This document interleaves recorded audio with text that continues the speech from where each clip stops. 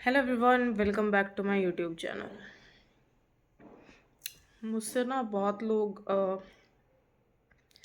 मेरे हस्बैंड के कैंसर के लिए पूछते रहते हैं। बहुत टाइम तक, ऑलमोस्ट दो तीन साल तक मैंने चीज़ रिवील ही नहीं करी थी कभी भी इंटरनेट पे, सोशल प्लेटफॉर्म पे, कि मेरा हस्बैंड कैंसर पेशेंट है। आज तक भी बहुत लोग ऐसे जिनको नहीं पता मेरा हस्बैंड कैंसर पेशेंट है ना।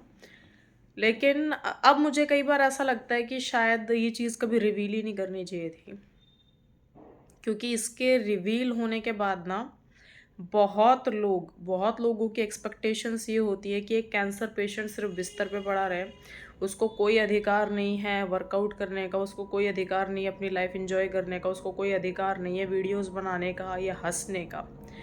अगर वो ये सब कर रहा है तो इसका मतलब वो एकदम फिट है और उसको हम कैसे भी कुछ भी काम करवा सकते हैं। मैंने एक चीज़ और नोटिस की है, चाहे वो कुछ अपने लोगों को इन्वॉल्व कर लो, चाहे कुछ बाहर के लोगों को इन्वॉल्व कर लो, चाहे और किसी का नाम नहीं लेना चाहूँगी मैं। तो वो लोग क्या करते हैं, जब भी मौका मिलता है ना, जब भी मौका मिलता है तो उस मौके का फ़ायदा उठाकर पॉइंट करते हैं, एक कमज़ोर नस को पकड़ा जाता है जो कि है कैंसर। अगर किसी भी चीज़ के लिए बोलना है तो वो उस कैंसर पॉइंट को लेकर बोला जाता है, चाहे कोई अपना हो, जैसे फॉर एग्जांपल कोई रिलेटिव है या कुछ भी है, कुछ भी बात हो जाए तो अ, तेरे आदमी को कैंसर है, ये मतलब उस तरीके से टोंट मारना या पॉइंट करना, या गुस्से में कभी भी कुछ भी आता है तो उस कमज़ोर नस को पकड़ लेना।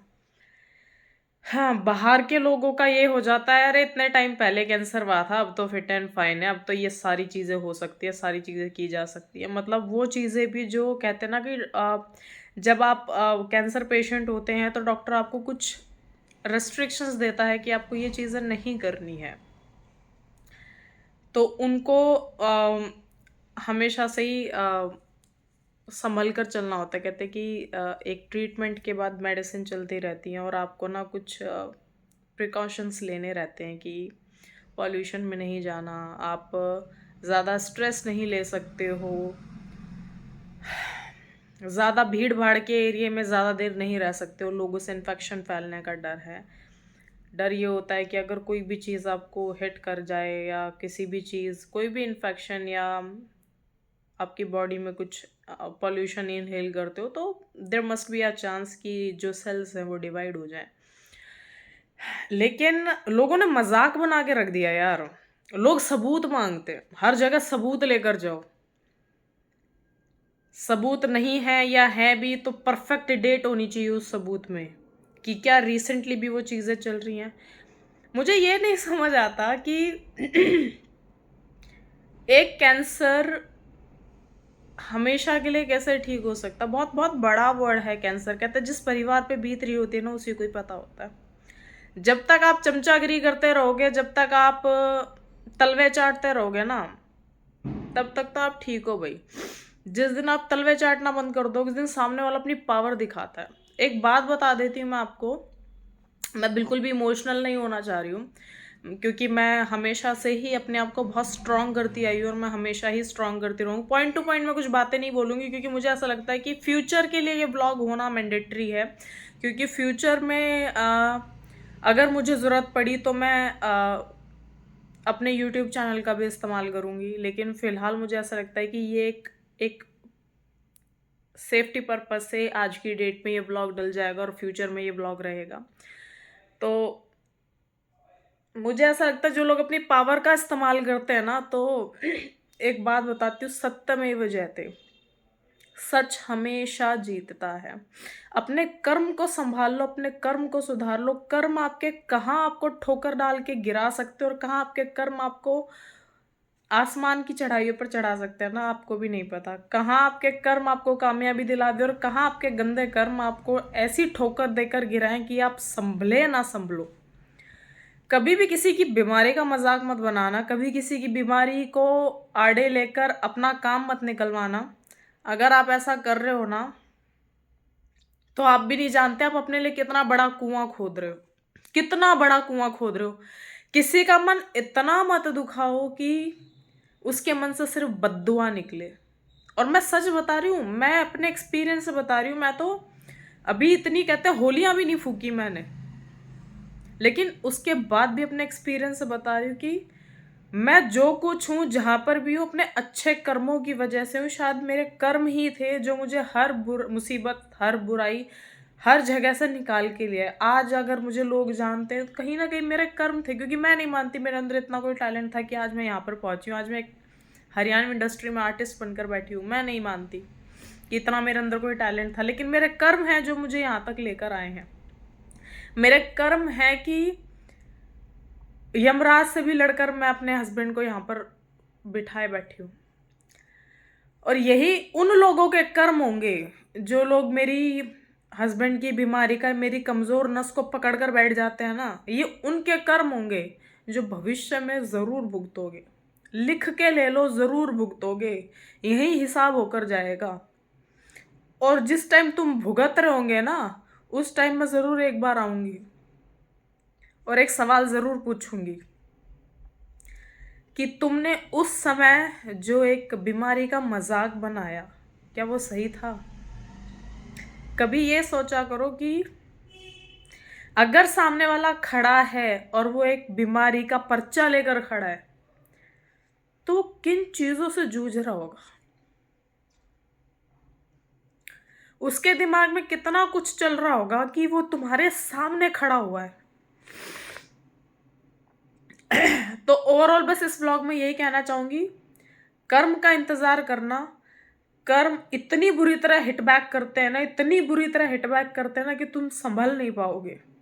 और आज ये व्लॉग मैं सिर्फ तुम लोगों के लिए डाल रही हूँ, और वो लोग बहुत अच्छे से जानते हैं जिन लोगों ने बार बार मेरे आगे वो मेरे पति के कैंसर को एक मेरी कमज़ोर नस समझकर पकड़ा है ना। मैं बिल्कुल कमज़ोर नहीं हूँ। और कुछ लोगों को वहम ये है कि ये तो इतने साल पहले बीमारी हुई थी, अब तो सब कुछ ठीक है, फलाना ढिमकाना। अरे गवारो, जब तुम्हें ज्ञान ही नहीं है किसी चीज का, जब तुम ज्ञान के नाम पर शून्य हो, तो तुम क्यों जजमेंट दे रहे हो? और मेरी नजरों में ना सच में तुम शून्य हो। तुम कैसे अपना जीवन व्यतीत कर रहे हो मुझे नहीं पता, पर तुम लोग शून्य हो। तुम लोगों को इतना ही नहीं पता कि क्या चीज है, क्या बीमारी है, क्या प्रिकॉशंस है। तुम लोग सोचते पर्चा लेकर खड़ा हो गया, पर्चा लेकर खड़ा हो गया। अरे मोटी बुद्धि हो, काश तुमने थोड़ा पढ़ाई कर ली होती, काश, तो आज तुम एक अलग लेवल पर होते। लेकिन अगर ऊपर वाला है तो सत्यमेव जयते, सत्य की हमेशा जीत होगी। कर्मों का फल मिलेगा, यही मिलेगा। और ये ब्लॉग मैं जानबूझ के डाल रही हूँ। एक दिन अपने कर्म तुम भुगतोगे, और मैं उसी दिन का आज यहाँ पर आज से इंतजार करूंगी। मैं उन सब लोगों के लिए ये बात है जिन जिन ने मेरे पति के कैंसर को लेकर हमेशा एक क्वेश्चन मार्क उठाया है। हमेशा ये वो भी कुछ लोग हैं जो ये बोलते हैं कि ये तो फंडी है। अरे ऐसा फंड तुम रचो ना, भगवान करे तुम रचो ऐसा फंड। तुम ठोकर खाओ, जगह जगह जाओ, ठोकर खाओ, और तुम्हें कहीं से कोई इलाज सॉल्यूशन ना मिले। मैं तो चाहती हूँ तुम ऐसे फंडी बनो। तो सच की तो जीत देखो होगी, आज नहीं तो कल होगी। और मैं अपनी लड़ाइयाँ हमेशा पूरे ईमानदारी से लड़ती आई हूँ। आज भी, पहले भी, कल भी लड़ूंगी और आगे भी लड़ूंगी। और आज मैं बैठकर यहाँ पर उल्टी गिनती गिन रही हूँ भाई। तुम्हारे कर्मों का हिसाब तुम्हें ज़रूर मिलेगा, और उन सबको मिलेगा जिन जिन ने ये जानने के बाद कि मेरे पति को कैंसर है और उस पॉइंट को हमेशा एक कमज़ोर कड़ी मानकर फ़ायदा उठाने की कोशिश की है, या ताना मारने की कोशिश की है, या काइंड ऑफ बद्दुआ देने की कोशिश की है। उन सब के कर्मों का हिसाब यहीं पर होगा, चाहे वो मेरा कोई अपना ही क्यों ना हो, चाहे वो कोई पराया ही क्यों ना हो। और जिसने इस चीज़ का मजाक बनाया, उन सबको कर्मों का हिसाब मिलेगा।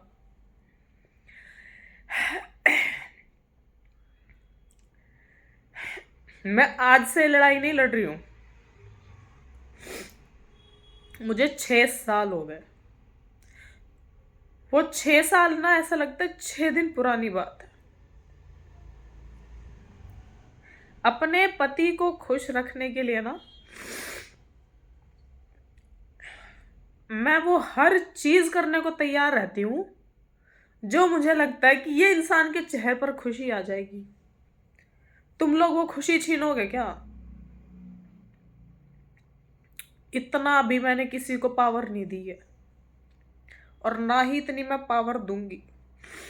समय जैसे जैसे बीत रहा है ना उतना ही लोगों के अंदर हो रहा है कि हम इनको कंट्रोल में कर लेंगे, हम अपनी पावर दिखाओगे। तुम्हारी नहीं है जीरो पावर, याद रखना इस बात को। ये धरती है और इस धरती में ना जिसने अपने गंदे कर्म करे ना यही गड़ के रह गया है।